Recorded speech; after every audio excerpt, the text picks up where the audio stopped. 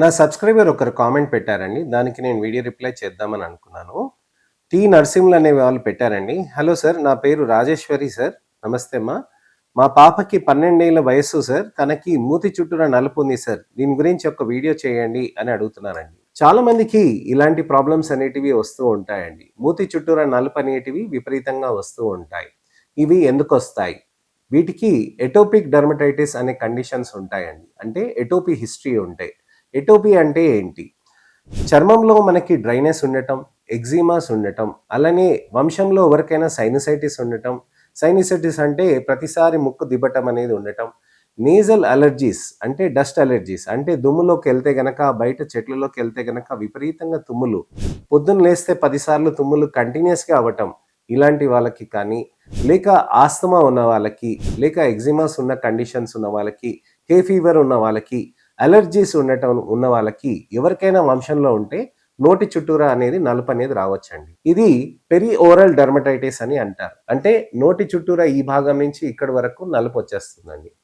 ఈ perioral dermatitis అనే కాకుండా ఇంకొక కండిషన్ కూడా ఉంటుంది, సెబోరిక్ మెలనోసిస్ అని. సెబోరిక్ మెలనోసిస్ అనేది సెబేషియస్ ఏరియాలో మనకి నలుపుగా రావటం, ఈ భాగం నుంచి ఇక్కడ నలుపు రావటం, ఇక్కడి నుంచి ఇక్కడ నలుపు రావటం, ఇక్కడి నుంచి ఇక్కడ నలుపు రావటంని సెబోరిక్ మెలనోసిస్ అనే కండిషన్ అంటారండి. ఇంకొక కండిషన్ ఉంటుంది, పిగ్మెంటరీ డిమార్కేషన్ లైన్స్ అని అంటారు. పిగ్మెంటరీ డిమార్కేషన్ లైన్స్ ఏంటంటే, కొంతమందికి ఇక్కడ ఒక గీత గీసినట్టుగా ఉండి, ఈ గీతకి యువతలంతా నార్మల్ స్కిన్ కలర్ ఉంటుందండి. గీతకి యువతల వరకు మంచిగా నలుపుగా వచ్చేస్తూ ఉంటుంది అనమాట. దీనికే పెరియోరల్ పిగ్మెంటేషన్ అని కూడా అంటారు, పిగ్మెంటరీ డిమార్కేషన్ లైన్స్ అని కూడా అంటారనమాట. సో ఈ విధంగా మనకి నలుపు అనేది వచ్చేస్తూ ఉంటుందండి. ఈ నలుపు అనేది వచ్చినప్పుడు మనం అసలుకి ఏ విధంగా ట్రీట్మెంట్స్ తీసుకోవాలని ఆలోచిస్తూ ఉంటారు. రక్త పరీక్షలు ఏమైనా చేసుకోవాలని ఆలోచిస్తారు. రక్త పరీక్షల్లో మనం వైటమిన్ B12 అనేది చేసుకోవాలండి, వైటమిన్ D అనేది చేసుకోవాలండి, ఐరన్ ప్రొఫైల్ అనేది కూడా చేసుకోవాలి. అనీమియా అనే దానికి కూడా చూసుకోవాలి. అనీమియా ఉంటే కూడా నలుపు వచ్చే ఛాన్సెస్ ఉంటాయి. జన్యుపరంగా ఏమైనా ఉందా అది చూసుకోవాల్సిన అవసరం ఉంటుంది.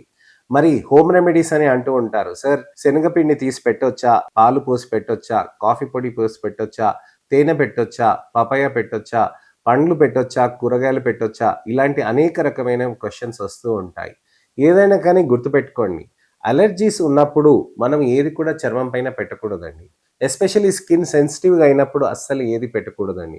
హోమ్ రెమెడీస్లో నేను కేవలం పపాయ, టమాటో తప్ప వేరే ఏవి అప్రూవ్ చేయను. పపాయ, టొమాటో కూడా 99% వరకే సేఫ్ అండి. 1% ఎప్పుడైనా కానీ ప్రాబ్లం కావచ్చు. విపరీతంగా డ్రైనెస్ ఉండటం, విపరీతంగా స్కిన్ ఇరిటేట్ అయి ఉన్నప్పుడు అలాంటివి చేయటం అనేది చేయకూడదండి.